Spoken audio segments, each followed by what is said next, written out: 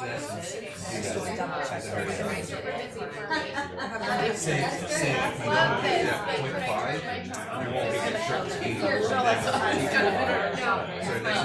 right here. Oh, I see. So making sure this is on. See how that's not flashing. The ones that are All of them all at the same time. You ever like you'll know.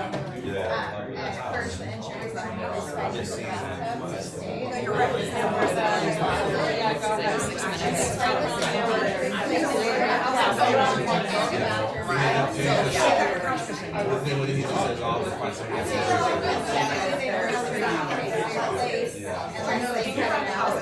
They would have to replace my tub, and now because they're going to use their hands to rip it out, so it's still maintain one room, it's just arranged in the kitchen, so I see front end for the sport. I'm saying, where do you weigh 13 up right? I know, and this is an extreme example. I don't think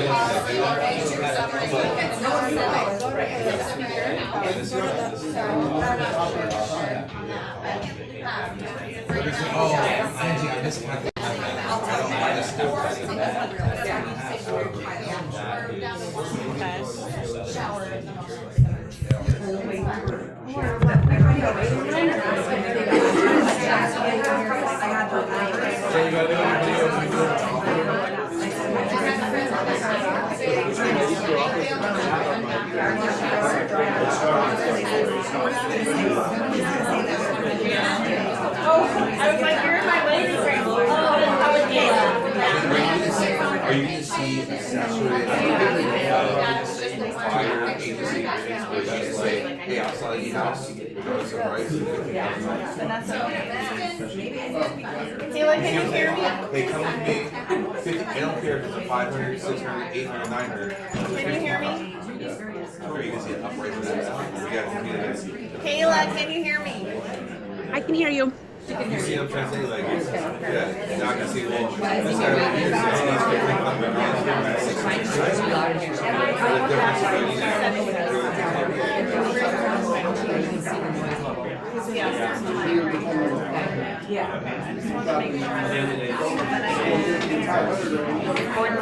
might oversell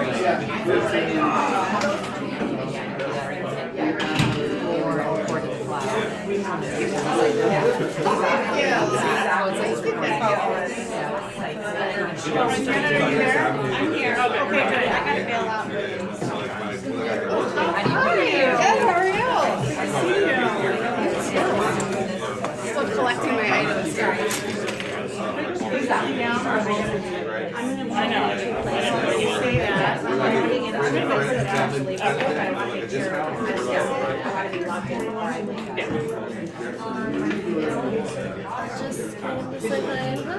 Hi, how are you? Good, I made it. Good. I love it.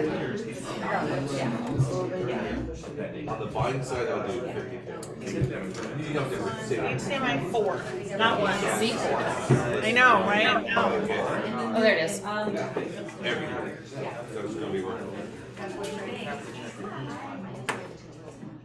Perfect. Is that a clicker? Does it scroll? Try the down button. If you click on No, it it doesn't like a scroll. mouse. Does this do this? Oh. No, it doesn't.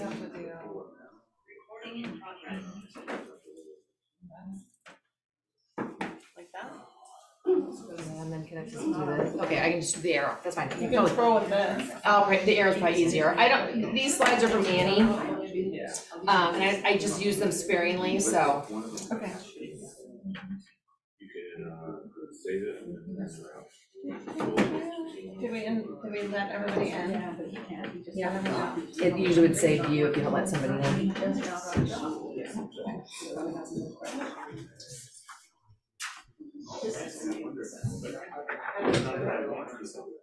Yeah, okay. We're good. Let's go. right. I might just sit here so I can let people in. That's fine. Am I blocking anybody's view? No, we can see TV. How are you?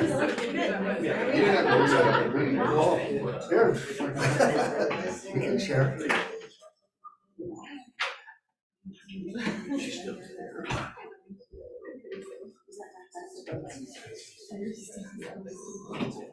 Oh, sorry. Oh, happy. Hi, everybody. Hi. Hello. I'm Genine. Hi, Genine. Hello. Hello. I'm sure I've seen some of you before in places, whether it's been on screen or something, so.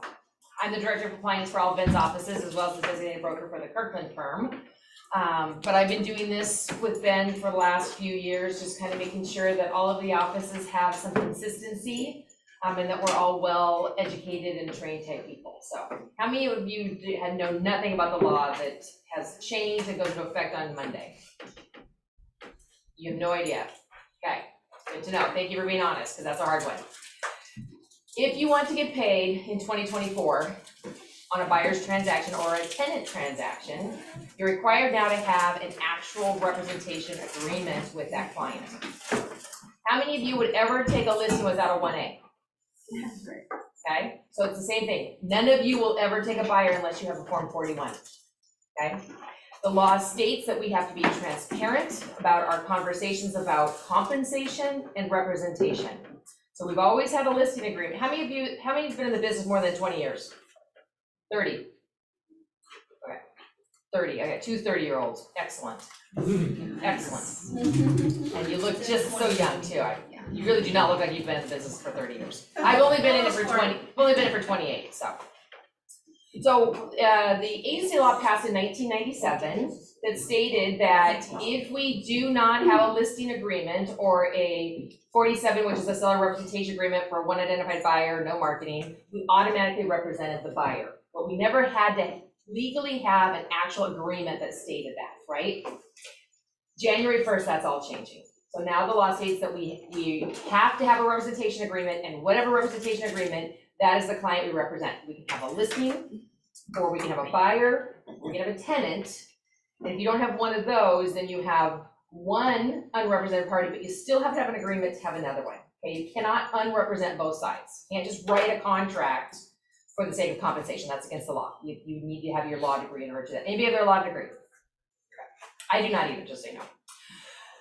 So with that being said, what does all this mean? How many of you, no, it's not working. I don't know why. How many of you have taken Annie Fitzsimmons' class on all of this? Excellent. Have you taken the Northwest MLS class on all of this? Awesome. How many have taken one of my Zooms on all of this? Excellent. Okay, so some of us have had multiple rounds of this as well, which is greatly appreciated. If I were to get a phone call today from a buyer, and they say, hey, Genine, I'd love to see some houses. You're referred to me by Ben down the street. Can we set up some time to meet? Great. And set up a buyer consultation, right? Whether it's at my house, or not my house, excuse me, that was my house. Whether it's at the office, or a Starbucks, or maybe where they work, or someplace where they want to meet, great. We're gonna sit down and we're gonna have a conversation about what it looks like to buy a house. Whether they bought a house before or not, they will never have to do what we have to start doing on January 5th, which is a required representation agreement with that buyer and myself or my firm.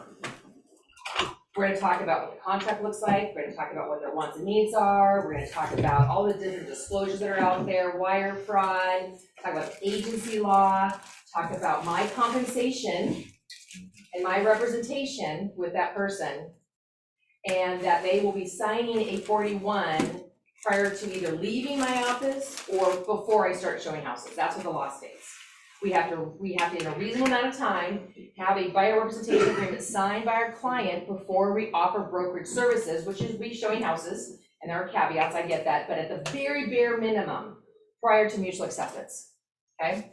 If I get 5 days into your contract, let's say, and we're reviewing your contract, and I don't see a buyer representation agreement in there, and you're mutually accepted, you're probably having your inspection tomorrow, and I call you and I'm like, hey Molly, where's your buyer agency agreement?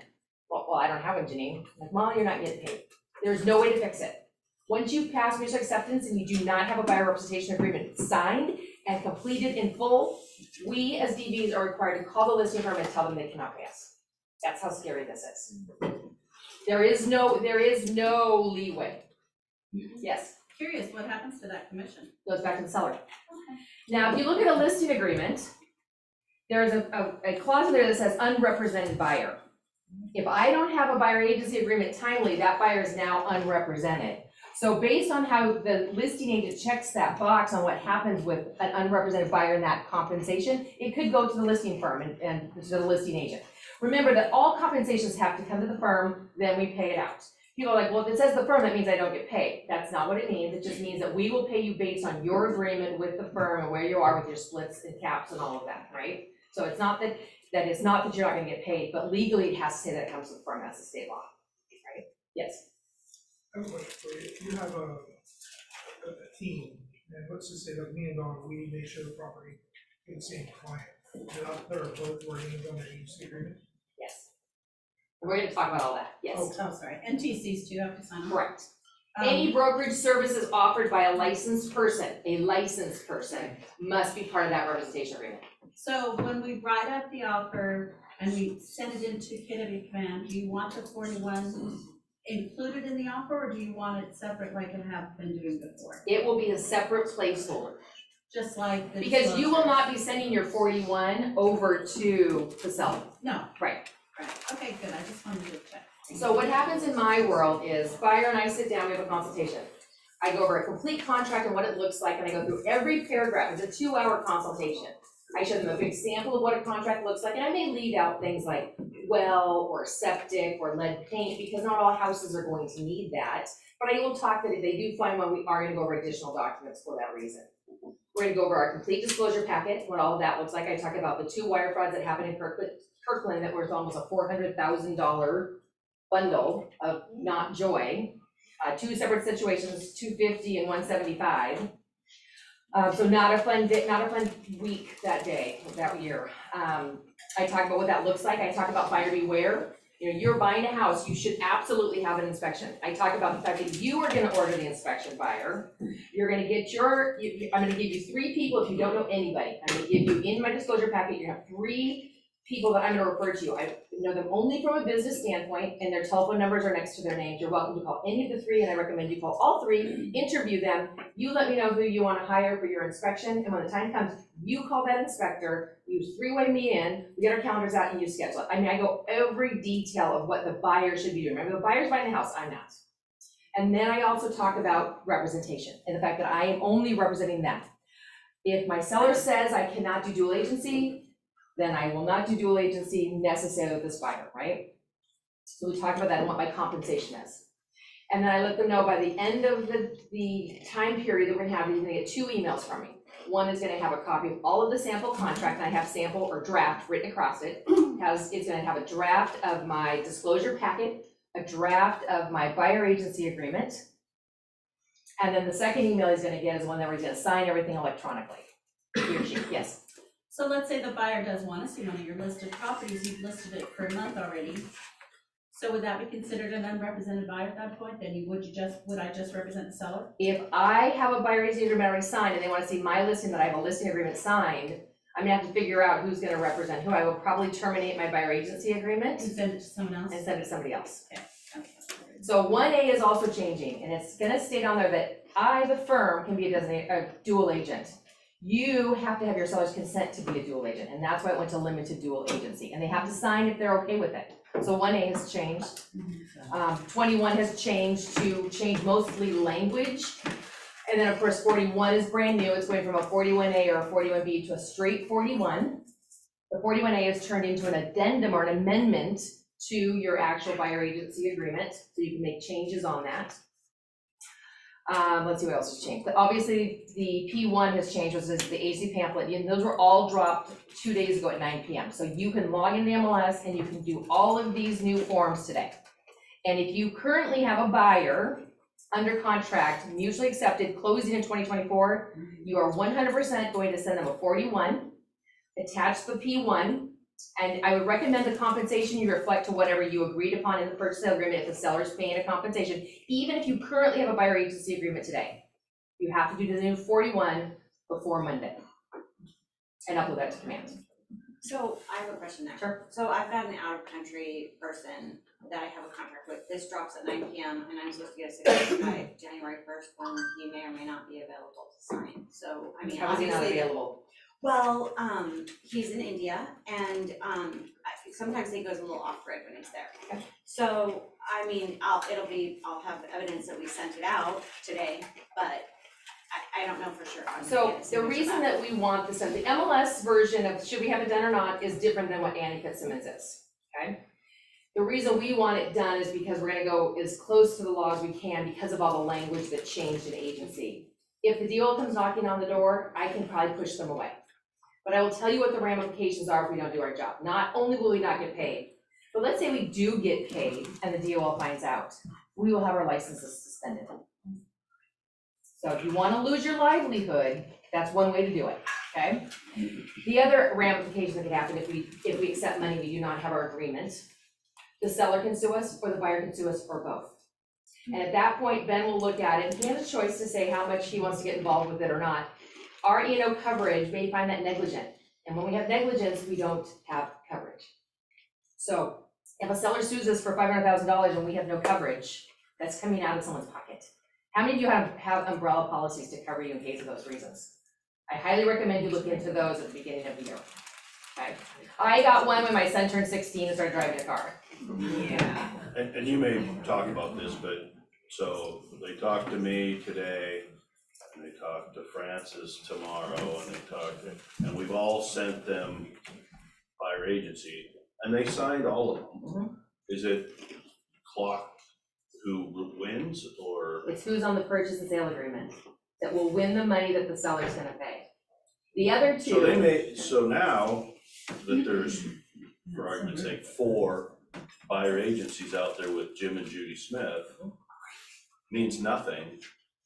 It does mean something, it depends which box is checked. There's a box for exclusive and a box for non-exclusive. I, as a buyer, can have as many agreements as I want unexclusively without owing anybody any money.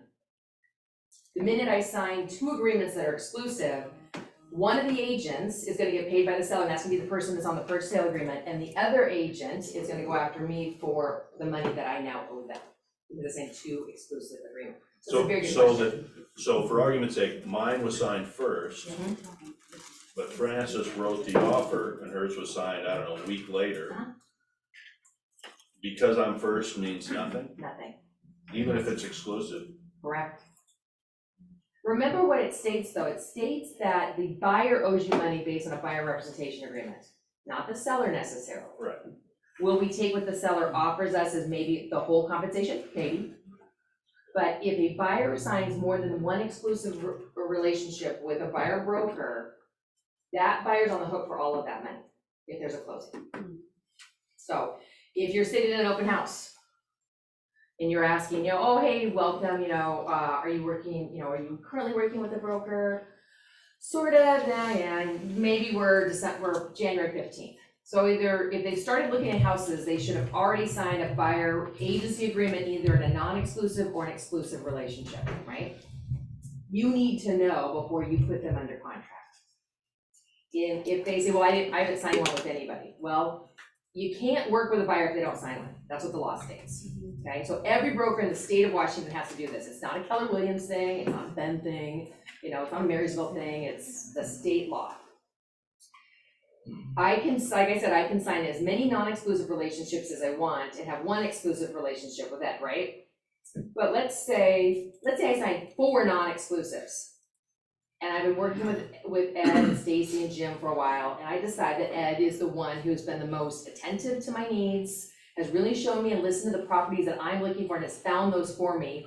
I want to change my relationship from non-exclusive to exclusive. 1A physically lets you do that. 1A is the amendment to your purchase and sale agreement. Maybe can you log into your MLS and pull up express forms? We'll go through those, thank you. Yeah. So that's one way to do it, but if you're and so I said that we have to have a consultation, right, before we start showing houses. But I just brought up the fact that we're gonna have open houses. And that buyer walks in, decides they love the house.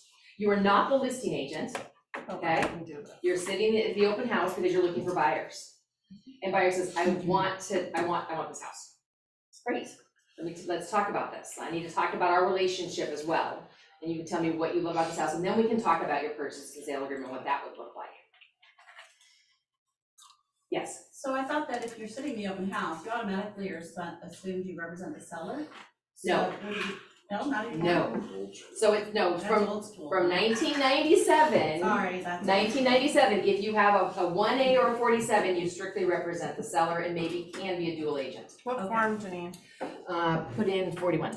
But if you're just But an agent sitting the open house, it doesn't matter. Yeah, so if I have no listing agreement or no seller representation agreement, I automatically represent the buyer until Oh, you were January told that 1st. too? Forget it. Until January 1st, Thank you. okay? But I have to have that conversation, I have to get that 41 signed prior to them signing the purchase and sale agreement. So you may not get that consultation because you're at an open house and they wanna buy the house that's in front of them, but I have to get that 41 done first before I do the purchase and sale agreement. So that is one way that it's, so what I state is it has to be, before you offer full brokerage services, you have to have a 41 signed.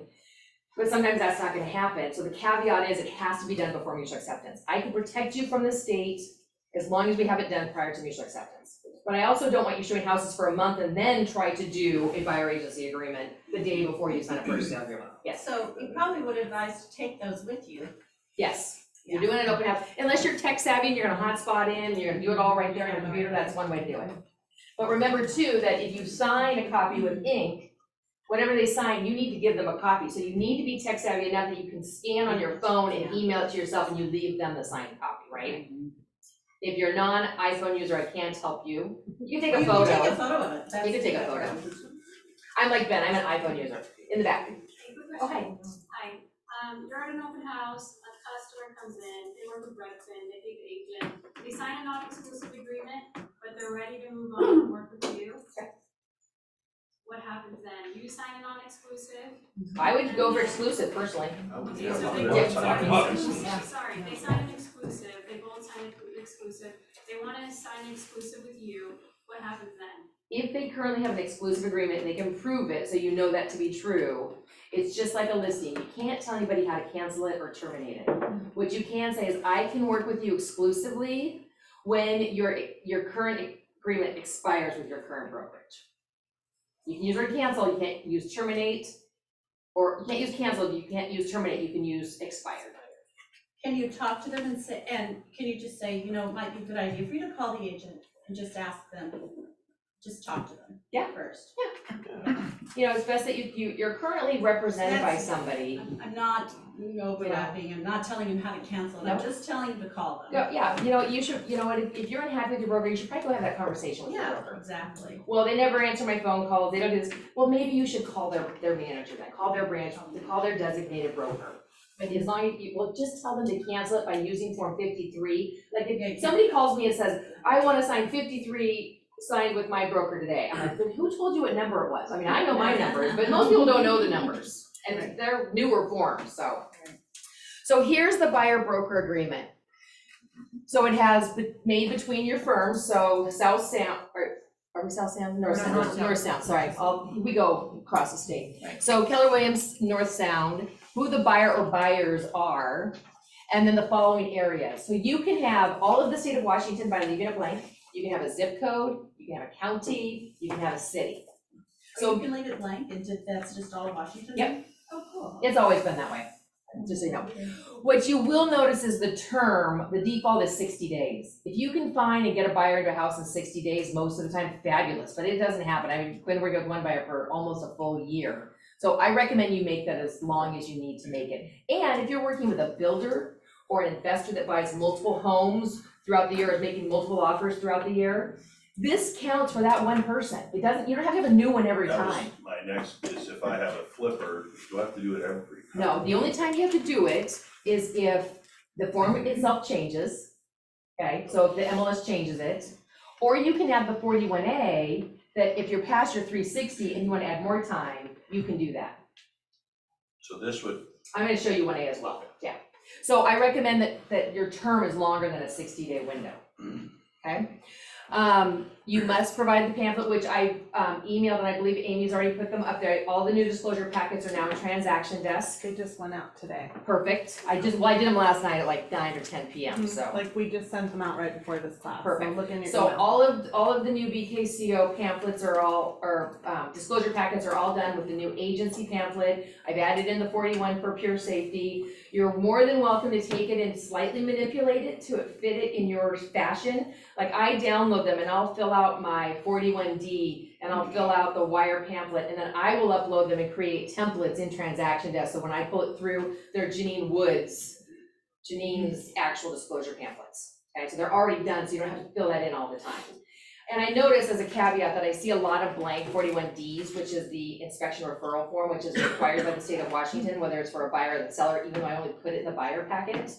It is required that we have to fill that out. Well, because sellers do the inspections before they list the property. Yeah.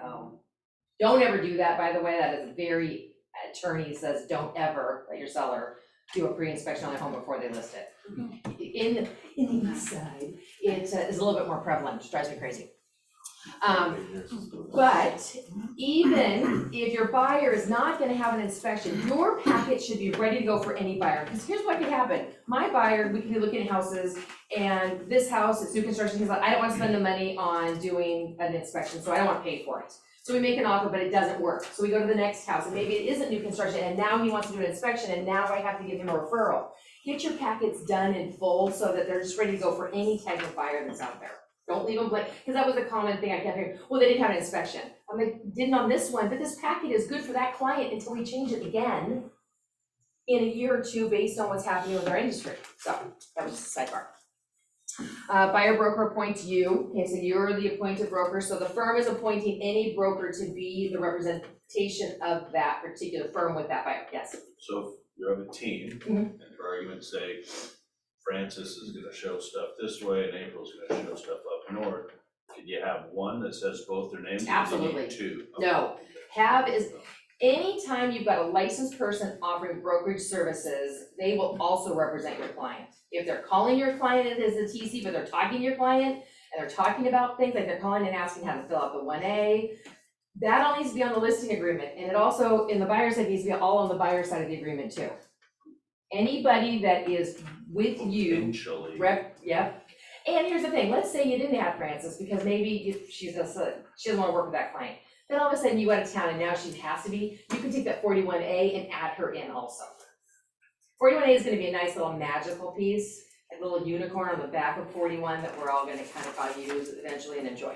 Can I flip you back to the listing for a minute? So typically we work as a team, and now we're on a team, so it's Dennis and Anton on the listing, and then it's multiple brokers, I'm on that, 42, whatever.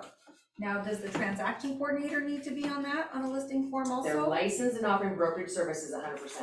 Okay, so if we have a listing that's gonna close, current listing, we need to modify that multiple broker form and add. You can add on a Form 18. Okay. So the Form 18 is an amendment to your listing agreement. Most people have not ever used that form. As an example, when you go to cancel a list, let's when you go to when you want to change a price on one of your listings. Who uses a Form 19 to do that? Why not an 18? Do you know what Form 19 is? Okay. Do you know what Form 19 is really for? It's for you to fill it out, and if you want the MLS to make the physical changes for you. That is an instruction to the MLS. That's not really need, because you don't need to send that. I mean, yes, you need your seller's consent to change the price, but a Form 18 does the same thing. That's the amendment to the listing agreement. Just like if you have a listing and currently it's 30 days that you can have a 1A sign, it's changing to 90, just so you know, I fought very hard to make that happen. You can have that 30-day listing, right? Because you can't have a 60-day listing with the old form. So what we would do is we do a 30-day listing, and when we say, seller, are you ready to list? They're like, no, we're not. We would do a Form 18 and extend that period another 30 days. And we do another 30 days and another 30 days if we needed to. But the 90 days will absolutely 100% help us getting the staging, the painting, the carpet, all of that done. Yes. So for, like, we're a big team, so for standard practice, would it be an 18 with every person on the team and a 41A with every person on the team? Yep. in case somebody has to step in for somebody. Cause we have held up inspections for everybody and, you know, Right. stuff like that, so. Opening doors for Yeah, showings, yeah. If any person is going to do brokered services for that client, whether it's a seller or a buyer, they need to be on those representation agreements. If they're not, and you're not sure, you can leave them off and you can add them with an 18 or a 41A. Yeah, very easy to do so. And that's okay with the state if you add somebody on later? Yes, I'm gonna show you the 41A, absolutely. Okay. 3C states exclusive, non-exclusive. You have to check one of those boxes, okay? If not checked, the default is non-exclusive. I don't know. People do all, you know what's gonna happen? How many of you have heard of that app? It's called like Show Me or something. It's like an Uber for real estate agents, right? I'm looking for somebody to open a door for me and they click it, I'll come do it for you, and I don't even know how it gets paid, probably not legally, so I really don't wanna know much about that. But now what is that showing agent gonna do, right? In the current law before the first, it states that anybody that doesn't have a listing agreement represents the buyer no matter what, right? Now we have to define it based on the fact that we're being transparent about the relationship and about compensation. It's like, again, people can sign a bunch of non-exclusive, but if you ever want to change it from one exclusive to non-exclusive or vice versa, the 41A will allow us to do that as well. Would you take a non-exclusive listing? No, never. I mean, so, But you know what, here's the thing, I've seen many times where an agent will do an exit clause on a listing, which is the same thing as doing a non-exclusive. I'm like, why are you creating language that I'm probably gonna have to defend in a lawsuit later that I won't be able to defend because you didn't do it right? Just do a non-exclusive. So before you start to write all kinds of funny things, think about what we could do instead. Is there a different form we can use? Is there a different box we can check? So do think about that. I had one, or sign up for law school. or sign up for law, so I had one that, it was an addendum that says, to the first sale agreement, seller may leave the detached stairs with the property. May, what if they don't wanna leave it, so does everything go, I mean, is the buyer wanting them or not? Like, be very specific, or buyer to approve or disapprove within 5 days after receiving CC&Rs. Okay, so what if they disapprove, what happens? There's no more instructions, right? It doesn't say they can terminate, it just says they can approve or disapprove. And the agent's like, well, what do I do about this? I'm like, nothing. You already screwed yourself. So, I'm also a very blunt person at times, so I apologize. Limited dual agency. If they sign, you can be a limited dual agent. If they don't sign, you cannot. But you can change that if you need to, again, on a 41A, if you're getting into a situation. So someone had asked me the situation about if my buyer wants to see my listing. If that's the case and both parties are okay with limited dual agency, then of course I would have them amend both the agreements to reflect that. But there's always a risk for a seller allowing us to do dual agency because of inspections, inspection reports. The minute we know something about the house because of our buyer, it is deemed that our seller knows that as well, because we cannot withhold that information legally. We're supposed to give everything we get to the other side, depending on who we represent. That's a problem with the, I mean, I've been a dual agent a ton of times, but because the language on 35R changed, and Yep. I can't share the information, now I have the information and I can't You share it, have I to share it. share it. Yep. Yeah. So we tried to get dual agency to be illegal and we lost for that reason. It is, while I think that Simmons is okay with dual agency, I will never personally do it because you cannot really represent both sides equally. It's really hard when you've already started a relationship with one side. Though it's not illegal, there are huge risks to the seller and you must verbally communicate those to the seller if they agree to it and put that in writing to an email. Genine, we talked about all of this today. These are the risks, Are you still okay with this? Please read and respond. Yes. What do you do if you represent the seller and then you acquire a buyer that wants that and then you give that or you pass it on to someone on your team? Great question. Who is already doing, Great question. maybe just helping like with staging and stuff, but still technically. Staging is not here. brokerage services. Okay. Stagers, unlicensed people can stage homes all day long, right? My husband, well, Right. not that I'd recommend it, but a husband could go and do that. But that's a great example. So I hold in the open house, it's my listing, and the buyer walks in and says, I want the house, will you represent me? My seller on my 1A did not sign that I can do limited dual agency, so no, I cannot represent you. I can write it up with you not being represented, or you can go talk to another broker, and if you don't have one, I'd love to refer you to one in my firm. I'd be very careful about referring one to the team, because if the team is on that 1A, they also can't do it. Okay, but here's the thing, if I refer it to Ed, who's in my firm, Ed, will you pay me a 30% referral fee? I'm giving you a bow and a buyer. He says, yes, I, as a listing agent, now have to re-disclose to my seller that I'm getting additional compensation on my transaction. Oh. So that's also part of the new law. So notice what I said, if I'm getting additional compensation on my own transaction from another party, I have to disclose that to my seller. And how would you disclose that? What? I'm waiting for that answer. I thought maybe 42C could help with that. That's really for more of a commercial. So I might do something on a Form 18 and have it signed so it's very transparent. Hold on just a second, I have one in the back. Did you have another question? You have a listing agreement signed December 1st. Yes. December 30th, a buyer says they want me to unrepresent them. Okay. Write it up for them. Okay. What paperwork do I use? Two things are there. Number one, we do not have to change our listing agreement unless we're changing our dual agency status with that seller. So right now, a December 1st listing says you can be a dual agent unless you have a conversation with your seller and they have now said, I do not want you to, then you would do a Form 18 to fix that or a new 1A. Okay. So you could do dual agency and you would have to disclose that to the buyer. If the seller is allowing me to be a dual agent, I can represent you, but it's up to you, honestly, if you want to be. Yeah, let's say I'm Okay. not representing the buyer. So what does the buyer have to sign? Anything? I'm not representing them. Nope, you just have to give them P1, the agency The pamphlet. P1, and then I also had them sign the Form 42, just so everybody knew I was representing the seller. Okay, and that's fine. That's just a disclosure form, that's Yeah, fine. I just want everybody to know. Yes, Okay. yes, well, I had a question here. Perfect. I think that covered it, like the easiest way, it sounds like it's complicated to be a dual agent, Yeah. and it's complicated if I try and refer it to another agent. That one doesn't bother me, you're just disclosing additional compensation. So I should just be like, you know what, you're unrepresented, but I will write it up for you. And also here's a checklist of the buying process. After we buy, we have earnest money but I'm not gonna coach you through it beyond that. Here's the steps and I'll write it out. Well, you're gonna pay attention to the earnest money always, because that's another violation of the state. If we don't pay attention to earnest money being timely delivered, we have to notify our seller, and an email is all you need. Hey seller, earnest money was not timely delivered. You have the opportunity to terminate the contract if you would like. You may not get the earnest money, you could try to go after the buyer in court for the earnest money later if you want, but once we terminate, you can go back on the market and we keep moving. So remember that the DOL is always looking for anything about money, that's their biggest concern, right? Any audit, they're looking about anything that has to do with money, earnest money, compensation, that's all they really care about at the end of the day. Hold on, Ed, first. So I'm trying to wrap my head around how to do this on a team. So now, instead of having everybody listed, I'm kind of thinking having whoever is the listing agent. And then, if we had a buyer, you could give it to them.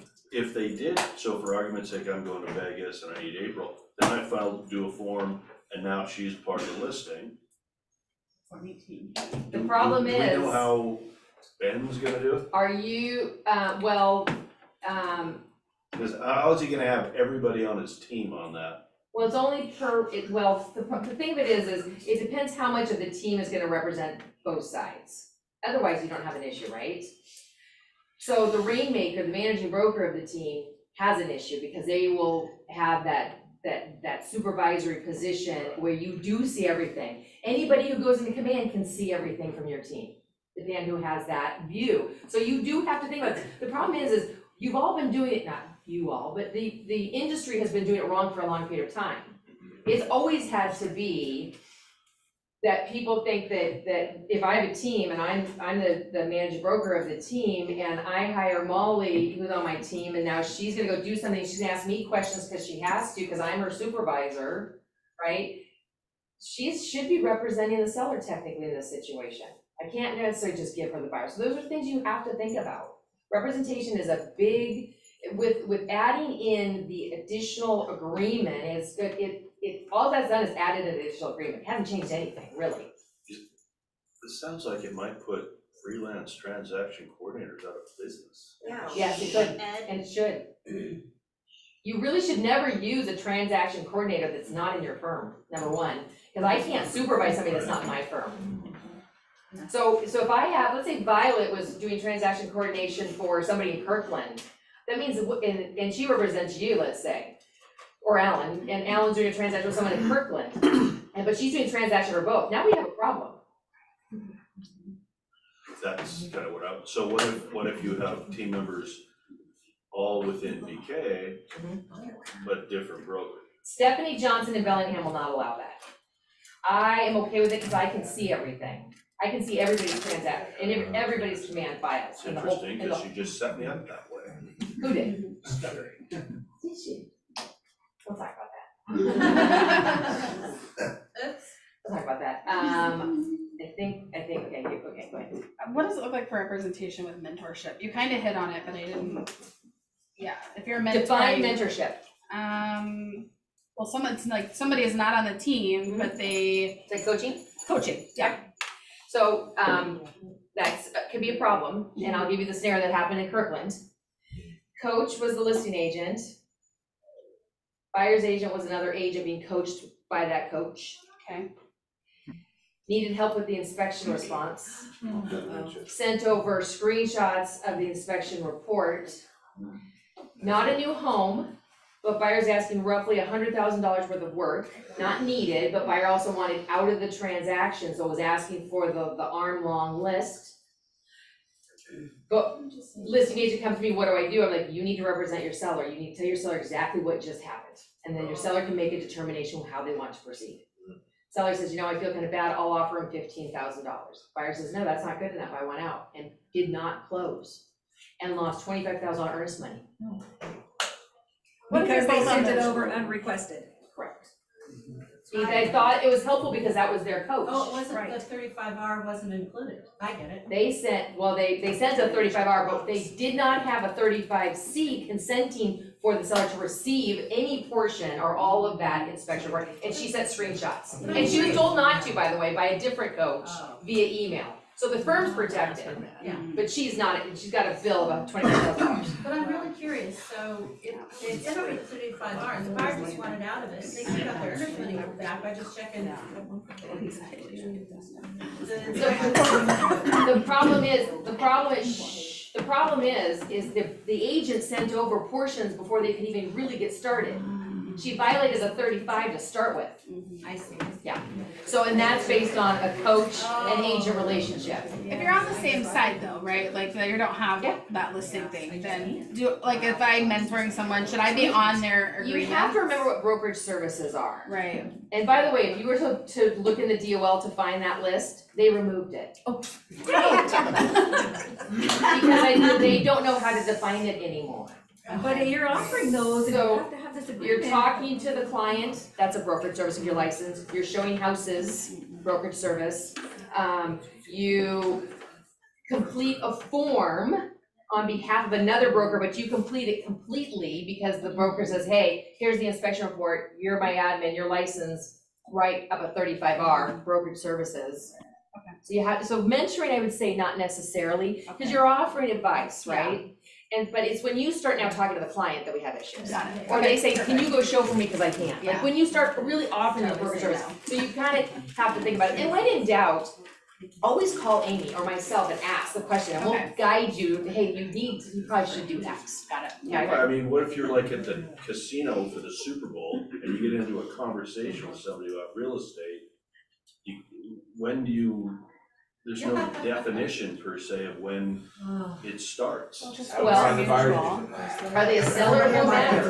Here's the thing though. What are you talking to? Reasonable amount of time to get a buyer agency sign is before you start showing houses. If you're talking to somebody at the casino about the housing market, now you're having a conversation. My husband can have that conversation on license, technically. Right? Right. So it's really when you start showing houses is try not to get too much into that. The other problem the deal did to us was that reasonable amount of time. Like why couldn't they say a day before mutual acceptance or whatever it is? I monitor. They get to be gray. I know. Yeah. I monitor our notifications email. So when you send an offer over to another party, the firm receives it, that email, I monitor that at Kirkland. And the minute I see a purchase sale that's sent, bless you, I'm calling the agent saying, Ed, you have a buyer agency. And if you say, I'm gonna say, stop your car, pull over, write this out, have the true conversation about representation with your client and the compensation. The biggest problem is I look at most buyer agency agreements today, pre-1/1/24, and the compensation's blank. Uh-huh. 9 times out of 10. So here, let me tell you what's gonna happen after the first. You're 15 days into the contract, I see a buyer agency, congratulations, wonderful, but there's no compensation written in there. I'm calling the listing firm, you're not getting paid. Nobody's getting paid. And what happens if you rebated your customer $1,000 for something? Open your wallet. Open your wallet. Sorry. Okay, can you pull that phone back? A quick question Yes. back to, if you are on a team and say the managing broker, Sarah's would be, you know, if she represents the buyer, but my seller didn't want me to do dual. Right. Can we explain, I mean, can we have the seller agree to separating out that much, but just knowing that I am her managing broker? Is that an option? Well, remember the firm, let me see, limited dual agency. Buyer consents to buyer broker and supervising broker as limited dual agents in the sale of the property. So you would be the supervising broker. Correct.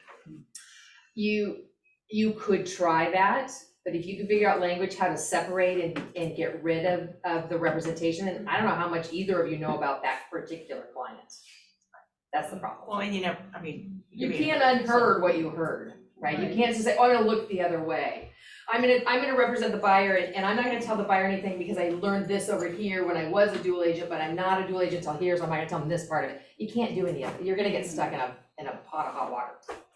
Yes? In regards to brokerage services, if as many people have large databases, hundreds, thousands of people, they see a house come up on the HomeSpotter app, they hit the text to send to this person, oh, this buyer's been looking for 3-4 years or whatever.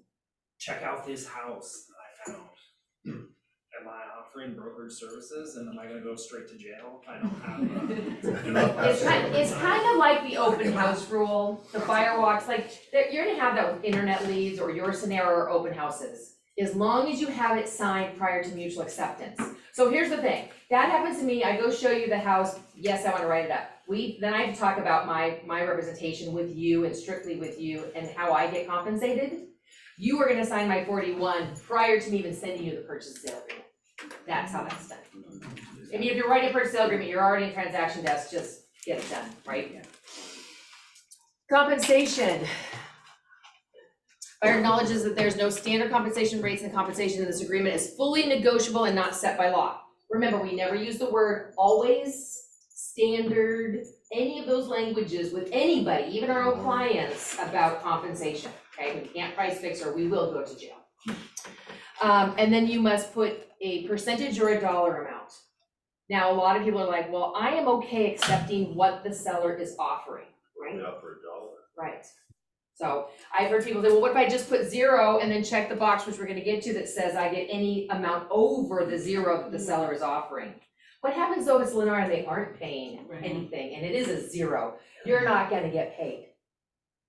So what is the amount you want to charge as a person, as a broker, for you yourself? Genine Wood charges X, right? That's what goes on there. Now, let's say that and I know that I'm not your designated broker, so I'm gonna pretend I am and say that I charge 3%, okay? And the buyer says, you know, I can't pay you 3% if they're gonna pay nothing. So we have to talk about that. But I said, you know, based on the houses I've already shown you today, just on the internet that we've looked at since we've started our consultation, I've seen nobody offer a 0 compensation. Well, would you just take what the seller is offering instead? I can't offer anything, or I'm a VA buyer, okay? And I put up their 3%, right? There is a caveat for VA buyers. You can amend your compensation amount with a 41A. You can take it from a 3 to a 2 to a 1 to whatever if you are going to accept what the seller is offering. That's one way to do it, okay? So what I used to say is I would always put 3, and they will if they're not offering that. So I look at that as a case by case, and we'll decide together on that when the time comes. Is that still? Yes, and you will need to amend this to reflect the amount you're taking, is the only thing. So I think I was hearing 2 conflicting things. First, you're just saying here, well, secondly, you're saying this is amendable. Yes. But you're also saying that if you put 0 in there and you look in there and see that, you're not getting paid. So you're telling me you can only amend it certain ways? No, you can amend it in either direction, but what I'm stating is if you put a 0 there, and then you're gonna scroll for just a second. If I put a 0 there, right there, if I put a 0 there and on 6B, I put that the seller's offer is greater than the compensation I'm asking for, I'm asking for 0. I'm gonna check the box that the greater amount is gonna be paid to my buyer firm, okay? But if I show the house that is not offering a commission and there's no greater amount, I'm not getting paid. Can't you talk to your client and say, hey, we need to amend this? So You I could, but I think you're gonna get yourself to a pickle at that point. Because their buyer's gonna go, well, I don't You have the money. already said, Yeah. you already said, yes. So on our purchase and sale agreement, where we check the box, pay as offered, you still have to write a 41A? Well, well, it depends. If the paid as offered is less or greater than what is, if it's for sure greater. Yeah, so we have 41 You're fine. for 3%. Okay. And check pay as offered and And it's it's 2.5. then yes, you need to amend. Okay. Yes. So if it's less, you need to amend it, if Correct. it's more, you don't. No, because if you put, let's say I put 2% and they're offering 2.5 and I have the box checked that I get the greater amount, Yeah. then you don't have to amend. Well, us old people can't read that. That's okay. But that is what that is for, yes. I was listening to one of Anne's podcast, and she said that there was like a box that the buyer could check to say like they do or don't want to see homes that are 0.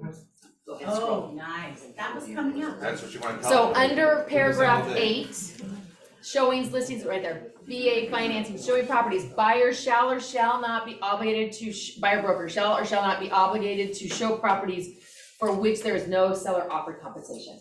So you would have that conversation, remember the thing of it is a lot of brokers have just stuck this into their paperwork and they've never talked about buyer representation.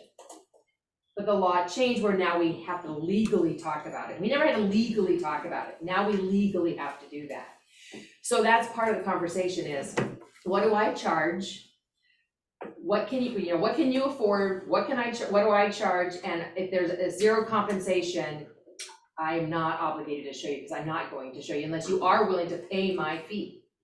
And there's also the form that we also talk about with our buyers that if my compensation is greater than what you can afford, but less than what the seller's offering, you are giving me the request to ask the seller to pay the difference based on a Form 41C in my purchase and sale agreement.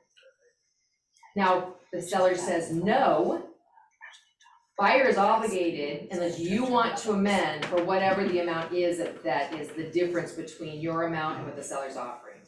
You have choices. Ben is giving you that opportunity to let you guys make that choice. There are some firms that require that you cannot take any less than X. Yes. So if we up the price for the difference, and then we include the 41C in with the purchase and sale agreement, it goes on the addenda line. Correct.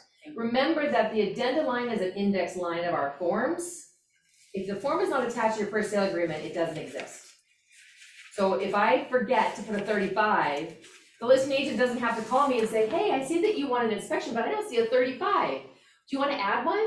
That'd be great if a listing agent would do that. There's no obligation for them to do that, nor should they, based on the fact that if the seller doesn't want me to, I cannot do that. Though I will have the conversation with my seller in the situation, saying the risk of the buyer not having their own inspection.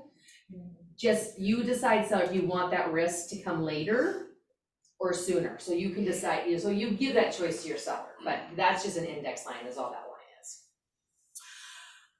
And so of course it does state, let's see, buyer broker shall bring listings to the attention of buyer regardless of seller's offer. Any exceptions, you can check that box. Oh, by the way, I did go into the MLS yesterday and I looked to see how many 0 compensation by seller were offered in the whole Northwest MLS. It was under 1,000. I'm not gonna say it was under 800. To put that into reference, how many listings? These were all active listings. So it's all of the Northwest MLS active listings. You don't know how many exactly? I didn't know. There's over 5,000 is all it tells you. I looked up 2%, 2.5%, 3%, and I wanna say that 2.5% was the highest number of active listings that a seller was offering, if you ever want that reference. Yes. Okay, so if they're all at 3%, that was, and but we're not allowed to say like always or standard, how are they coming up with that 3%, you know what I mean, like? You can charge whatever you want to charge. Oh, okay. I just can't say, it's a standard of my industry that we charge X. I can say I charge X. I have traditionally always charged 3%. Yep. And we continue to do that. Also, though, you could give them the stats of how many listings are at. And those are the same conversations you're gonna have with your seller, because your seller has to decide if they wanna pay compensation to the buyer's side or not. Right. And they're gonna ask, well, what do you recommend? Well, let's talk about the listings in your area and what we've seen of the statistics in your area and what is being offered.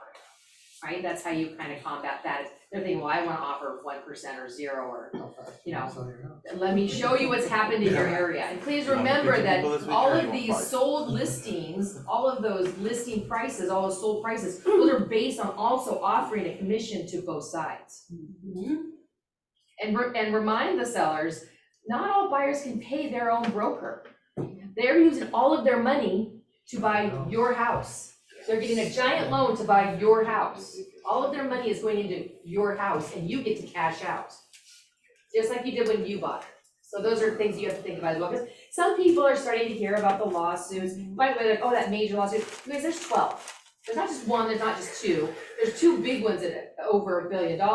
But there's a total of 12 lawsuits out there. And they keep coming. California just had one woman at a $50,000 loss for like last pennies. Done. Due to VA regulations of the buyers obtaining the VA financing, the compensation must be paid by the seller. So you're definitely gonna watch and check the box of the 0, because you will take what the seller's offering, or you can ask for the seller to pay more, but the VA buyer can never pay this. So you have to put 0 if you have a VA buyer. You Can't put an amount? You can put an amount, but that's the caveat. So you're putting the amount because you're saying this is what you charge, and because I'm a VA buyer, I want you to ask the seller to pay my fee. Right, and I What have is to your have a fee? number You have in to have a there fee. to negotiate with You the have to have seller. a fee, absolutely, yes. But if the seller, I'm monopolizing this, I'm sorry, if the seller, says they don't wanna pay the buyer's compensation at all in their agreement, can you still go back and ask them, like, the buyer doesn't want to pay? I charge 3%, the seller in this situation is offering 2%. I'm gonna use a 41C asking for an additional 1% for a total of 3% from the seller. Do I have to show the seller the No. buy? If they ask, I recommend you do. Okay. There's no reason to hide it, but you don't have to, okay? And the seller says, you know what, I'll pay 2.5 instead of 2 and instead of 3, which is now a counter back to your buyer. Your buyer is still obligated at 0.5%, but you too, as the buyer and the broker, can have that discussion. Do you want to amend your agreement, or do you want to charge your buyer the 0.5? So do we do all this with the offer, or do we do all this before we even write an offer? This is before offer. No, I meant No, you do it with the offer, when you write the offer. Because the 41C is an amendment or an addendum to the first sale agreement. That's the only 41 that's gonna get sent to the seller side. That's right. Out of the 41s. And then it talks about all the other stuff, the fair housing, the attorney fees. There is an other at the bottom where you can put in additional information. Ex-brokers are also representation of the buyer. That would be where you would put that. Oh, and the other? If you want to. If it doesn't all fit, especially, I've got some teams that are 10 deep. They're not all gonna fit in this little tiny one. Just put C attached. You could do that too. I had one group already reach out to their real estate attorney, and their attorney drafted an amendment to this to add the team in a cohesive, nice worded manner. Nice. Yeah. And I have reached out to the attorney to see if I can buy the same language and if I can share them with all of my firms, so stay tuned. That would be wonderful, right? That'd be great too. 41A, please. So this is a new form with a title that we've been using in the past. So the 41A used to be the exclusive listing agreement. It is now the amendment to the listing agreement. So again, you can extend the terms of your agreement. So if you kept it at 60 by accident and you need more time, you can do this amendment and you can extend the term of your time period with your buyer. We're on the wrong form. We're talking business buyers. Yeah, 41A. 41A. Listing? No, this is buyers. This is the amendment to the buyer broker agreement. This is like the 18 to the 1A. Correct, She said yeah. listing. Oh, did I say listing? Okay, I'm sorry, I was, yeah. I talk so much, I don't even know. No, I get it.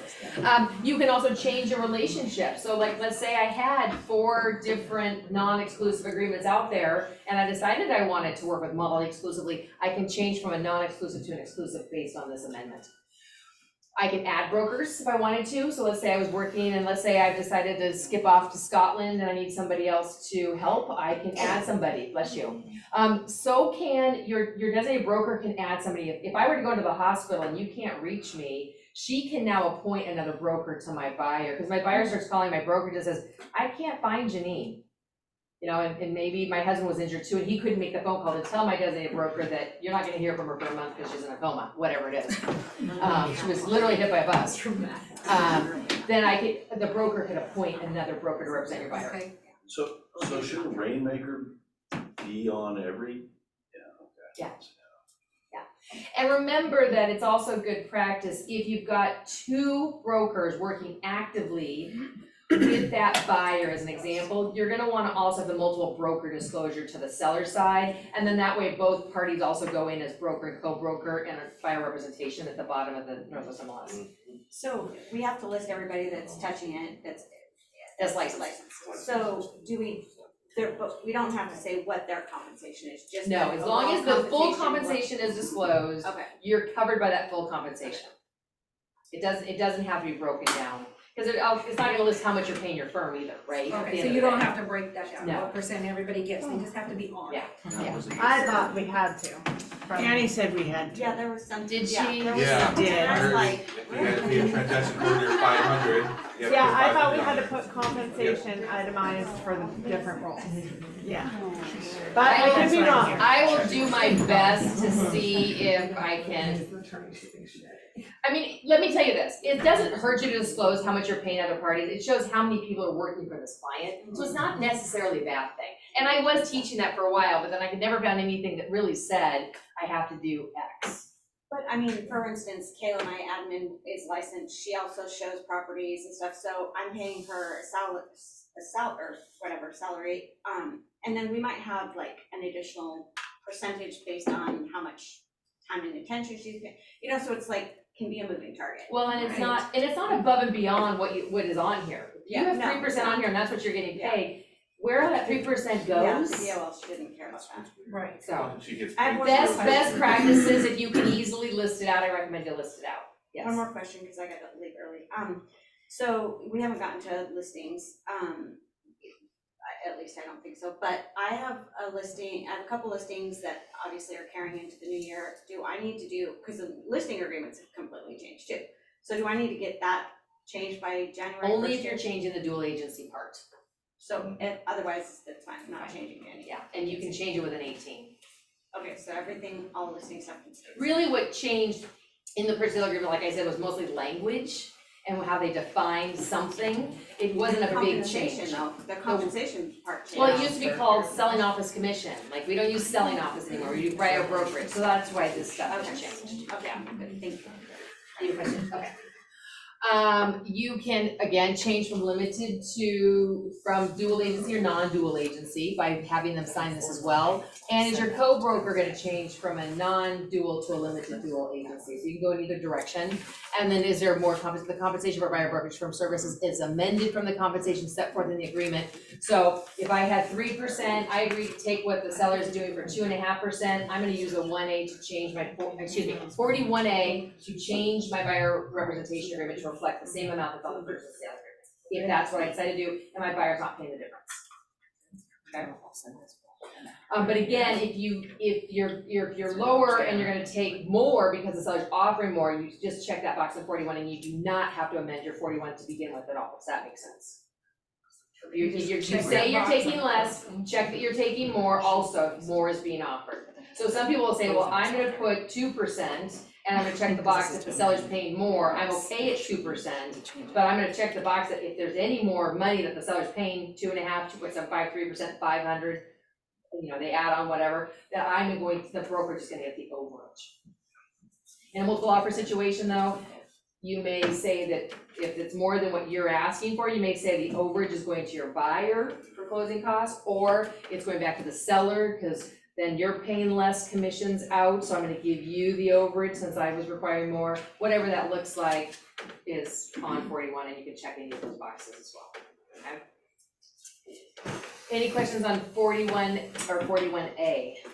I have a quick one, back when, okay, say you're at the open house and somebody says, I want you to write this, and you were working with somebody else, you have an exclusive, and we can't tell them to cancel that exclusive. Can we tell them, if you enter into an exclusive with me and and you still have your other agreement, you could go that other, so we can tell them that?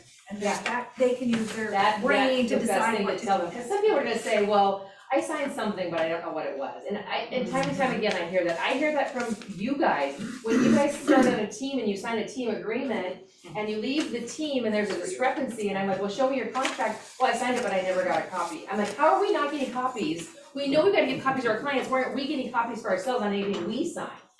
So, you know, and I know that there will be brokerages out there that will not train to this level, will not have these conversations, and not help their agents with these conversations.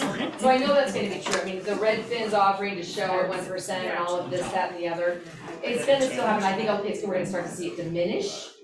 But I think what's gonna happen is that first guinea pig that doesn't get paid because they didn't do this, it's gonna hurt. Please let it not be anyone in this room, because it's gonna be a conversation in the lobby. I had Here are pictures of another post.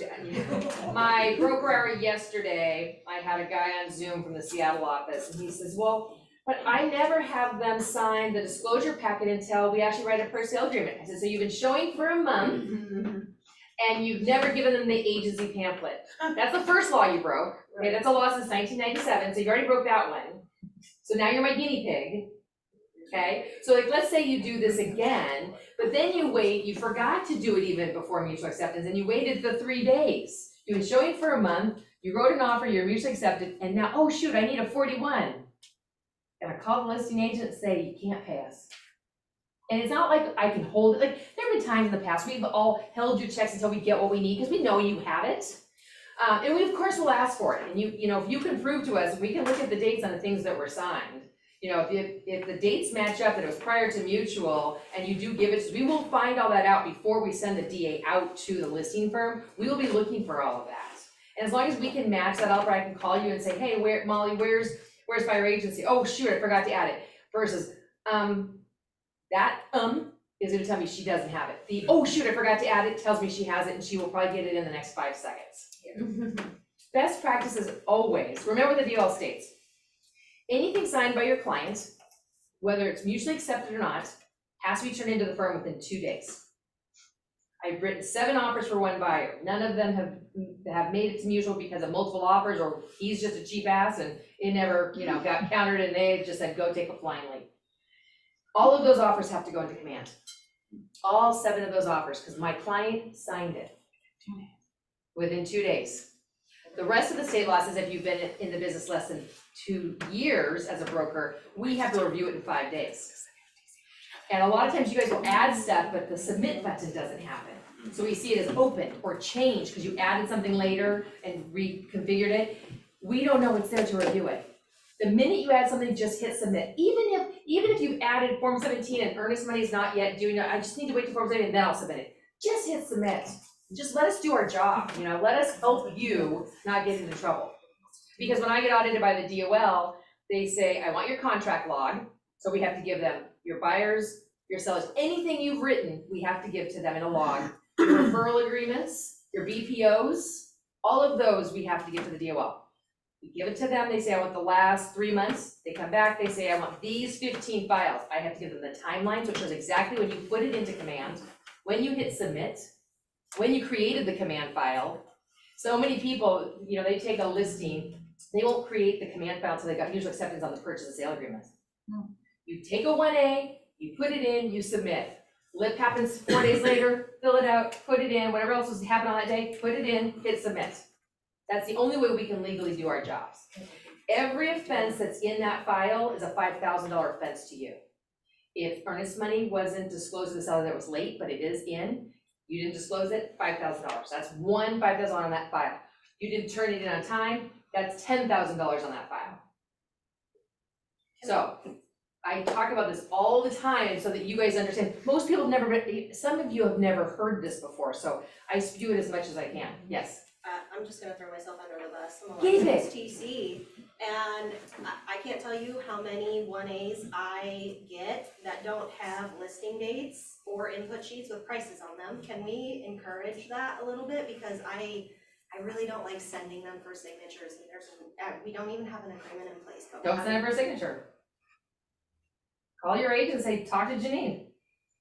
It happens a lot. Okay? I mean, at the end of the day, I'm the risk mitigator for Ben, right? So I'm involved in every lawsuit in all of his firms, I'm involved in every audit that he has. Yeah, me, it won't get paid. But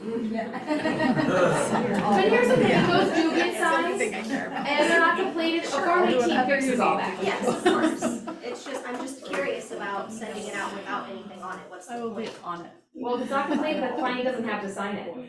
Right, we don't have a listing date on it, or we don't have a price on the input sheets, then why are we And sending then the it seller out? should be pushing back. When you guys get into trouble is when a consumer has talked to somebody that has enough knowledge about the law to say, when did you get to the agency pamphlet? I've gotten phone calls, I wanna fire my agent, I never got agency pamphlet. I'm like, okay, I can help you with that, and then because otherwise they start spewing other things like, I've talked to an attorney, and then that's when I start freaking out, and where do I have to mitigate to make sure that we don't get ourselves into trouble? So push back. Text the P1 or your disclosures with your business. Yes. Nice to meet you, here's the whole link. Well, and I'm actually gonna add, especially the P1 and the 41 to my signature line. Anytime an agent texts me, all I do is send a text saying, I think you need this. And it's already on my signature line and it just goes out. I need it for my car. I'm constantly doing, these little devices, when you say, hey, Felicia, call so-and-so, like, I'm driving here from my house and I've gotta call all of the Tacoma office because the DV's has health issues. So I'm reminding them about this whole law. I just have this list open and I say, hey, Siri. She lit up. She is so particular. Hey, Felicia, call 206-310-8263, and it dials in, and I just go into my spiel, like, I don't even touch my phone, Yeah. just plug it in, or have it on or say, Felicia, call such and such on speaker, and it all just comes to life. Nice. Felicia's an amazing little assistant, and there's multiple ones out there, so. And I've whined about this since they did it, why did they take the price off the listing agreement? I don't know. I think it's so you can secure the listing. I would never sign price anything changes. that doesn't say what the price I want is. I agree. So I always write it on the top and I have them initial it. That's a great and I idea. initial it. I'll ask Justin why they never put that on there. Justin Hayes, now the CEO of Northwest MLS, taking Tom's place. He used to be the legal counsel for them, so he's not there. So. But I think it's great. I don't understand that either. And I'm trying to remember back in the 90s, I swear we had that on there, I on the know we 1A. did, yeah. Yeah. It was. It wasn't even that long ago. 2005 and it was Wasn't even that long I ago. don't remember Yeah. when it went off. Yeah. I mean, some of us can talk about all the books lying in our room before we even had technology. And the fact that we have technology, we can pull over on the side of the road, open our trunk, close the trunk, and put our computer out there, hotspot in, and write an offer. I mean, I've done that multiple times. Like half the time when my son was little, he's now 24, I was writing offers like, are we gonna move the car? I'm like, I can't drive and do this at the same time. So, there's amazing little things that technology gave us that we didn't used to have. Like, we had to either, of course, handwrite, our handwriting was bad, we had to type out our offers. Oh, I miss the days of the carbonless 3. Yeah. Yes. Funny note is, We had those. in a complete side bunny, I lost my great-great-aunt back in 1996. And when she died, she still lived in her house at 106. The reason she died is because she was mowing the lawn, she tripped and fell and broke her leg. Oh my gosh. She was tired, she said she was ready to go. But I got the deed to her house, it was this big. Isn't that amazing? It was Very tiny. simple. Yeah, I mean, we used to have 8.5 by 14s and 5 deep and this and that, it was crazy, so. Any questions on 41A? Okay, questions on listings? Only that we only have to get a new listing agreement if we are changing Dual dual agency. agency. But we should do the 18 and add like the transaction coordinator to it because they're representing. So when the law changed, it now is very significant that we represent if we are in a transaction that we are representing one of the parties. Right? So we can never, like I said, we can never have a contract written where neither are represented. We've never been able to do that. I've seen it done and it's not. So a lot of times, you know, I'll get this phone call, Genine, my neighbor called and her mom wants to buy the mom's neighbor's house, and they figured everything out. They talked about all of the pricing, all the closing dates, everything. What forms do I need to use to just write this?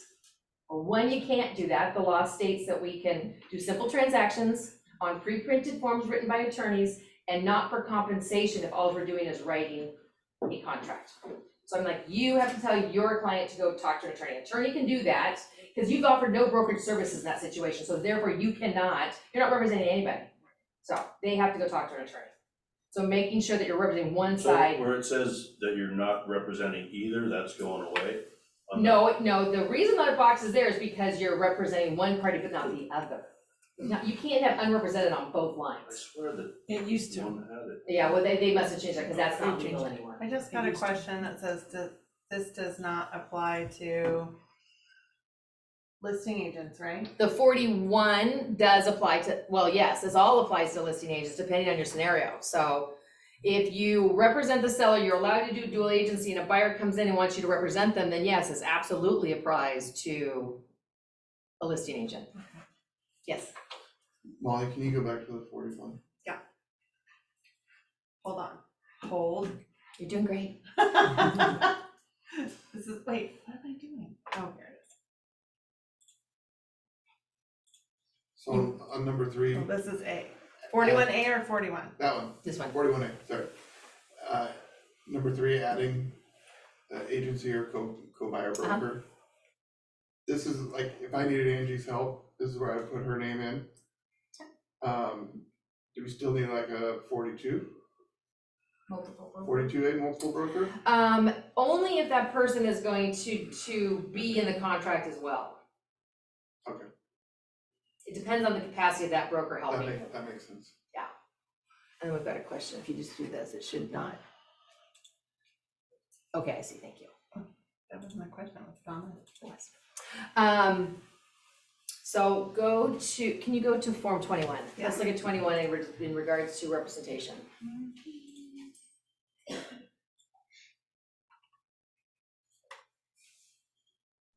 Molly, can I ask a question? We all know about the manuals, right, on any of the forms. Most of the forms have them. So where it states here, agency disclosures, specific term 16, the buyer is represented by the buyer broker, the listing buyer broker is dual or unrepresented, seller represented by one of the two or neither. You can't check both of those unrepresented. You have to represent one side based on the law. And that did change. So you do have to have that. And if they just want you to write it up because they've got their stuff, you just tell them, go to an attorney and do it. Yes, the law states that I cannot write a contract simply to get paid. I have to have offered brokerage services. And I can't write it for you and not get paid because I'm an attorney. I mean, you know, if they just want to use your, hey, I know you have your license and my neighbor and I, can you come over and do this for us? Well, no. If you've not shown them houses previously and they've changed their mind and want to buy the neighbor's house, or you didn't do any CMAs for the stuff, you didn't do any brokerage services, you cannot write that contract. Didn't you say when we first came in that there is a separate form for you to be the seller's agent to one specific buyer where you're not representing anybody? There is the Form 47, which is the one identified buyer, no marketing. So that's an off-market transaction, right? So where technically you're not really being represented of either, you're just acting. Well, as that's a like seller representation agreement. Facilitator. A 47 says that you're representing the seller. Okay. Then you would need a buyer agency agreement to agree to represent both sides, or you're representing just the seller and the buyer's unrepresented, you've given them nothing but the pamphlet of agency. And the seller is paying you for that. And 47 tells you who you're paying. If you ever do a Form 47, what I don't recommend you do is, it's gonna have a place for compensation. And it could be a dollar figure, or it could be a percentage. Do you want me to pull it up? Sure. Whatever you do, you have to go back one, they used to have it so you could go back. Yeah, right? Yeah. That there, I just dated myself. I don't spend a lot of time in here anymore. So compensation is a percentage or a dollar amount on specific term 5. I had a seller one time tell his seller representation broker, please split that out to show that you're getting X, and then there is a buyer broker that is part of the transaction on the other side that they have got their own agreement, please put what the buyer broker is going to get. Whatever you do, never share a Form 47 with the buyer side.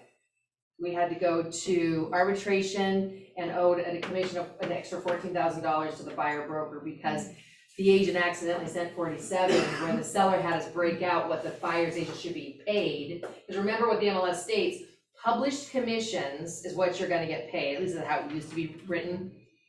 Because she shared the 47, it became published, and they took us to arbitration at the Northwest MLS, and we owed a fee. So just sidebar, don't ever share that with the buyer side. This is a seller side only. Right, Okay. and that's for, they're underrepresented buyer, it's a FSBO, we're off market, I'm not listing your property, but I'm gonna help you. And a lot of you probably do land deals, you represent builders, you represent developers, you may live in this form a lot, more than other people. Because you've got people say, hey, I've got a builder that's looking for a piece of land, you talk to say, I found some, and then he says, well, I don't want it to go on the market, but I potentially might know somebody who wants it. But you've done your services with the builder already, or the seller, so you would have this, and so you can do this, and that buyer then would be unrepresented, and you can write the transaction. No problem. Any questions on 21? Any questions on other for compensation on 41? Can I write, I will take what the seller's offering? Good. That one I had, I think, at least 10 questions yesterday on that one alone. Or Wednesday, excuse me. That is not an option that we can write under compensation, which is specific term 5. There is an other, and so that question has come up. Well, if I write percentage or price, what can I write in other? Well, it could be that maybe if your buyer will pay you a bonus if you find a house for them within 5 days instead of 10. Like that's what that is meant for. It's not meant to be creatively written in whatever you think you should write in there. And when in doubt, ask before you do something. If you are confused or there's a, maybe not, maybe, call Amy, call me, talk to somebody just to make sure we can help you through it so that we don't get ourselves in a bind. But the biggest thing is completely completed. Everything is filled out, boxes are checked, it is signed prior to mutual acceptance, and you can prove it by the date that it's all signed. I wouldn't recommend leaving that date blank ever. Are they gonna require it to be through DocuSign or Authentisign or something so that it's dated? Or just you're filling in the date? You're gonna have, they're gonna trust trust it. somebody with a pen and paper. Right. Okay. You know, So that's gonna be 97-year-old. Yeah, I know. I don't know why they're buying a house, but it happens. I work with them a lot, Right. everything's in print, Yeah. everything. There's a lot of paperwork, and then if they don't come to your office, you go to their house and you're scanning the whole document, sending it to yourself, so you can leave the signed documents with them. Done that. Just saw one like that, oh my Yeah, God. it's painful, Yeah. especially with our disclosure packet. Wedding, yeah. The nice thing about the disclosure packet is you can take a picture of the receipt page and any page that they've signed, and then just marry that at home, and you're done, don't have to take all 97 pages. This lead-based paint, mold. I know it's daunting, but it does save our pickle, so. Any questions? I have a question back to TC services because there's a lot of people I here know. that use TC outside of the brokerage. And I just want you to kind of touch on that again, one more time. EXP does not allow outside TCs. So I've got some TCs in my firm that do that, but they also have a complete file that I have to review. It is a dangerous practice to have somebody that is outside of your firm seeing your stuff, another designated broker seeing your stuff. I highly recommend that you hire a TC that's physically in your firm. Yes. How does that work with a TC that does work for multiple firms with the dual agency? Because now they're gonna have to be on both agencies. That was like my scenario. Listings here, buyers from Kirkland, and the TC works for both people, then yeah, that is a dual agent, the stuff has to be fixed based on that. Yeah. And where are we disclosing our TC? What, On your 41 or your 1A. Or you can add them with the 41A. But it's a dangerous practice, you really should. The other thing is you can you can hire a non-licensed TC and there's no disclosure issues. No, if they're not licensed. They're not they don't licensed. disclose anything. Most of the TCs in Kirkland are going unlicensed. What are we allowed to get away with in brokerage services? If you're unlicensed, what? You can't offer brokerage services, but what you can do is I can say, hey, Janine, would you please complete Form 35R for me? And I'm driving down the street, I'm talking to my TC Janine. I needed to say X, Y, and Z.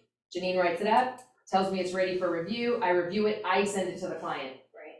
An unlicensed person can do all that. We're also not supposed to be talking to anybody in the third parties, lenders, escrow, brokers. Correct. Unlicensed, so you guys get to pick what that looks like for you, but as far as TCs are concerned, we're absolutely effed. So the state is talking about creating a TC license. That would be really great. I will tell you this, because I don't know if any of you have ever sat in the commissioner meetings for the DOL. The gateway to hell. Painful. We probably won't see it till at least 2025 or 2026. We also will be held liable now that we are on your guys' contracts as well for all of your negotiation practices, so I'd appreciate it if you could, dial that in. Any broker that has put ink to paper is liable no matter what. Right. But here's what's gonna happen.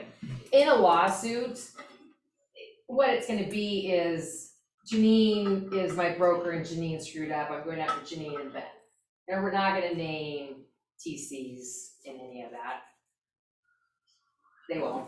They know that's not, they understand that they understand that practice and that, and I mean, I've been through tons of lawsuits. I've never seen them call in an admin or a TC or anything of that nature. Bigger fish. Bigger fish. So the reason that we're very, very strict on this is because let's say we did close a transaction on a buyer side and we don't have a 41 at all, or it was done late, or it was partially completed. And the buyer and the seller are in a transaction and it starts to go shaky towards the end of the transaction. Buyer knows that they have to close or they'll probably be in breach of contract, so they close, they call an attorney, I want to go after the seller for X, Y, and Z. Great, send me all of your documentation, all your paperwork. Send it over. Hey, buyer, where's your buyer agency agreement with your agent? My what? The buyer agency agreement with your buyer agent. I don't even know what you're talking about. Okay, so why are you going after the seller who's got less pennies than your agent? Let's go after your agent for breaking the law. That's one lawsuit that happened. The other lawsuit happens is we get paid and the seller finds out that we didn't have agency agreement with our buyer. And the seller sues us for breaking the law and because they had to pay out and they shouldn't have had to have paid out because I didn't do my job as a broker. So this is why we're being very strict on all of this. And like I said earlier, it's gonna be found as negligent more than likely by our insurance carrier that you didn't follow the law and they're not gonna cover us anyways. I think my biggest lawsuit to date was $3 million. And that was all from somebody opening up a door to open house, opening up the closet door, which opened in, because it wasn't a closet, it was a staircase downstairs, and she went and tumbling down. Oh my God. Oh. She sued us for, couldn't have sex with her husband anymore. By the way, her husband was like 90 years old, that's not why she was having sex. Two, she broke in a little million pieces because she wasn't exactly a spring chicken either. Wow. We were gonna settle it $2 million. We were able to, the seller paid out, and this is not the person who bought the house, this person who just went down, tumbling down the stairs. The seller paid out $500,000 off their insurance. The jury found a total liability of only $750,000, so we were only on the hook for $250,000, but out of that $250,000, they thought that she was partly liable for opening a door of 10%. And what that does, so every time something like that happens, I then have to figure out what kind of policies do we need to have in place so it doesn't happen again. Yeah. So in that situation, one, the door should have been locked, right? Or a sign on it, this goes downstairs. Oh, okay. Or have it open so you can see, but the problem was, if people are like, well, what if they open the door, they're gonna crash into each other. I said, you just told me the door opens in, not out. So it's not gonna crash into each other. So they're gonna walk in, they're gonna close the door, they're gonna see that, right? They're gonna see that it's a staircase. So there's multiple ways that we can mitigate our risk, multiple ways you can mitigate risk on not making sure that this is happening every single time. You can create a transaction desk template with a barrier on a buyer transaction that blocks you in making you do that in mandatory form the minute you start your transaction desk. Okay, and I will send that out. Actually, Amy has that, so Amy can share with you what that looks like. We can also do it from our end, but then that means you have to use our templates. So that's what I'm telling you, you may wanna go just do your own template, so that you have that opportunity to create whatever you want that template to look like based on what the office can create for you. Not to Yes. go down there, I'm sorry, go ahead. How does all of this impact commercial purchases and sales? It depends. And a lot of it's gonna have to be based on how things are written about compensation in your agreements or not. So before those are written, Is the commercial MLS gonna update their form? they did. Okay. They did, so going to SEBA. Yeah. And they offer classes too, I recommend you take one of their classes. Okay. Yeah, the commercial's always been a different word. Well, less, yeah. The updated disclosure packets, the only ones I have not updated currently are the commercial ones, because I'm waiting to talk to Mary and Christian, Kevin, there's a few, and if anybody wants, that does primary commercial and wants to talk to you about those disclosure packets, let me know, and I'm happy to vamp those based on what you need as a commercial broker, because I know that it's a wild, wild west half the time. Still a lot of handshakes going on, yeah. Ed?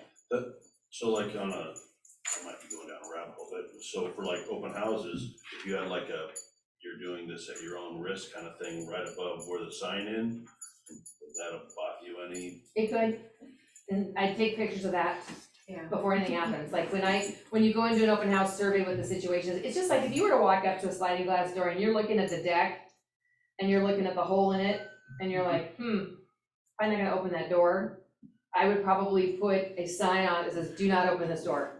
Just, because somebody will, a kid could do it, you know, put a barrier in it, whatever it takes, you know, and I know that people walk in the house and they let their kids go flying through, my favorite. So I never offer chocolate or anything dirty where they can eat it and wipe it along the walls on their way down the staircase, so. I love children, don't get me wrong, however, parents should be doing their job. Open house, please sign in acknowledging this disclosure. You can. Yeah, I mean, it's just like, you're not gonna write an addendum on an inspection that says seller to replace the dishwasher. What are you gonna get? I don't know, avocado green, broken? Didn't say that it had to be new, didn't say it had to be a certain color or a certain branding. You're gonna say, seller to install a dishwasher, this color, this model, brand new, like it's very clear and concise what you're getting at the house, right? Always the who, what, why, where, when, how, so that you can definitely say, this is what the buyer wants, So anything you can think about when you walk into a house to mitigate risk is fabulous, and anything that you can do to, what? I changed it off our. That's totally fine, that's totally fine. This was all of Annie, so Annie offered some great classes, and she continues to do so. She does, if you go into her education portal, you can see if they're live or virtual. You can still take the one from the Northwest MLS free or pay for clock hours, but it's self-paced, so you can go through it yourself. Take it as many times as you can until you know you've got it. But just remember, those disclosure packets, and the TCs know what I'm talking about, they're there for a reason, because it starts with the first law of agency, that you're already giving it to them, right? So I have my consultation, I talk about all of it, I send it out, it gets signed.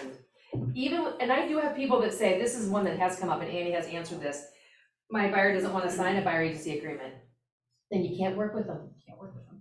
Sorry, I can't work with them. It's the law now. It's not me saying this, this is the law. And you're gonna have people, well, I'll just go talk to so-and-so. Okay, go talk to so-and-so.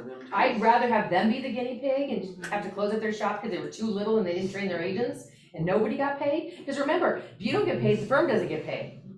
If there's a rebate to your client, they're not getting the rebate, you're writing a check. There's no profit share, there's no nothing. It all disappears. Did you have a question? Yeah, just to touch on TCs again, real quick. Did somebody say, or did you say that we have to not only disclose who our TC is, but what their compensation is also? In the same spot?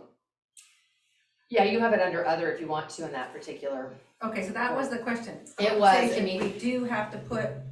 It's best practices. Okay. How I'm gonna tote that line is not gonna be very heavy, because I think that as long as your compensation is disclosed, the problem is having a TC in another firm, what is being disclosed about that person's firm to your client? Like, that's a whole nother ball of wax. You know, and the problem is we've always had this problem, it's just starting to get more prevalent, because people are starting up TC companies that's all they do. But again, you're giving information about your client to another firm. Right. Yes. Our TC is an employee. Okay. So we don't, It just works for you. Just works for the team And as it's a a- whole, and that's her job, and she's an employee, W2 employee. Okay. Do we have to disclose anything? Yeah, she's licensed, yes. We have to Put her on disclose for there. like salary? I would put, she's a salary employee. That's Okay. all. Okay, their name and then salary, Yeah. Okay. that's so like you and I on one week, we're a team, we work Mhm. together. Just, so I'm always on the 42A, or I'm here now, I'll be listed, but so whatever my percent is of it. Best practices, yes. I'm under the mindset, we've got the full disclosure of compensation. How it gets broken up into little pieces, we're not disclosing how much we're giving to the firm. Right, right, We're not putting on there that, you know, Kim gets paid. right. And Abigail. Yeah. Oh, Kayla. Kayla gets paid, I know, I'm sorry. Abigail, I think, is an Olympian, who I just talked to this morning. Kayla's filling in for us right now. Oh, Actually, gotcha. we're hiring. Yeah, someone, so okay. nobody knows anybody. If you yeah, we've had a few staff changes lately during the holidays, so. Any other questions? Is everybody pretty fluent with what I'm talking about? Disclose.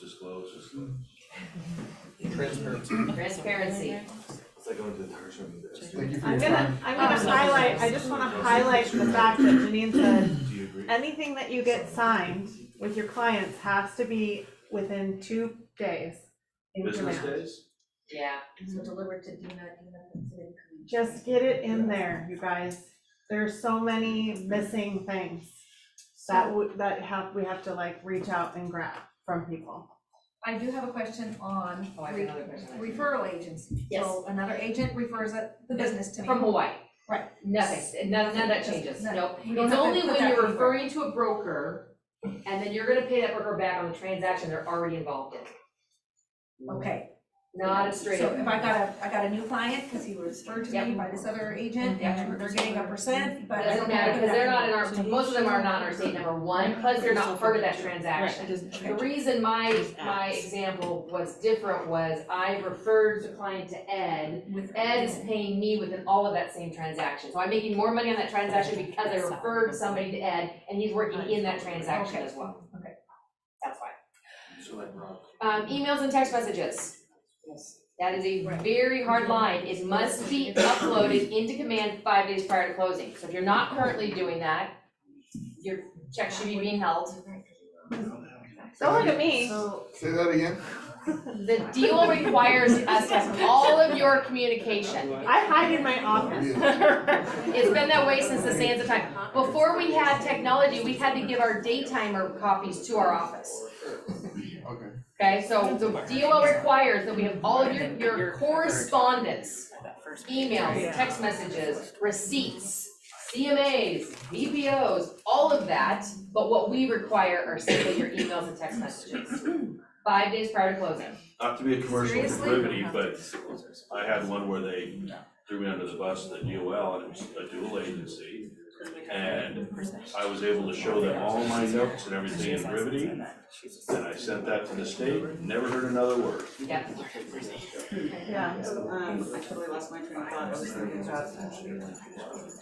Emails, Yeah. text messages. I actually stopped, I pick up the phone and call the agent and say, I really don't wanna do any texting That's fine. at all. I wanna communicate via email or. You still have to give the notes of your phone call. You're supposed to, nobody does.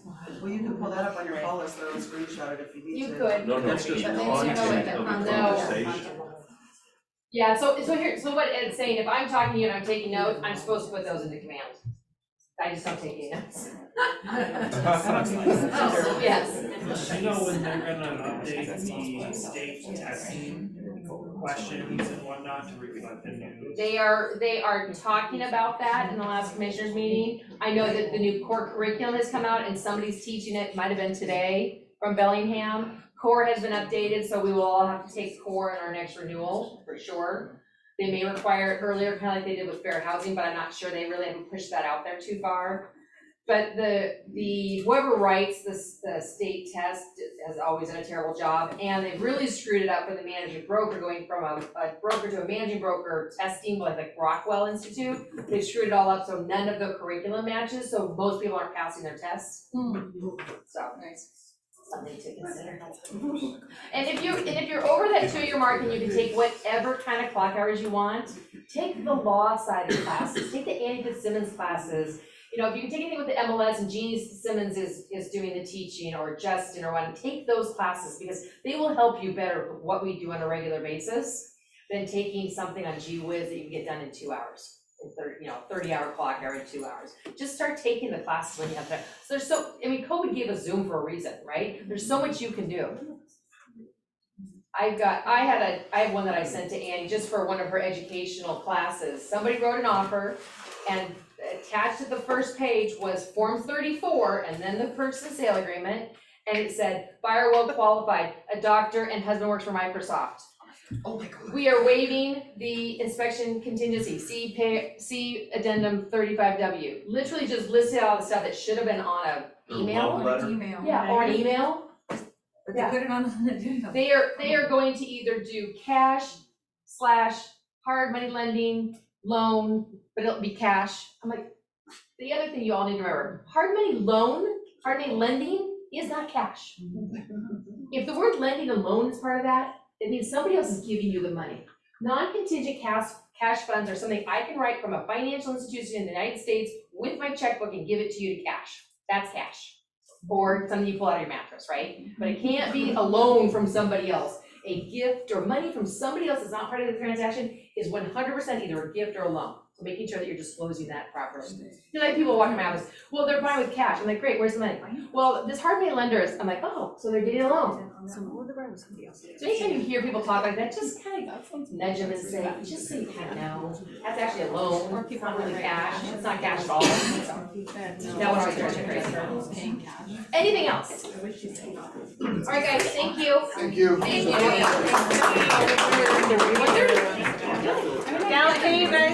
Downstairs in the drop-in space is some snacks, if you didn't see it, or if there's any left.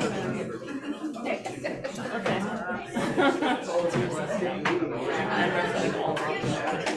Everybody's saying thank you.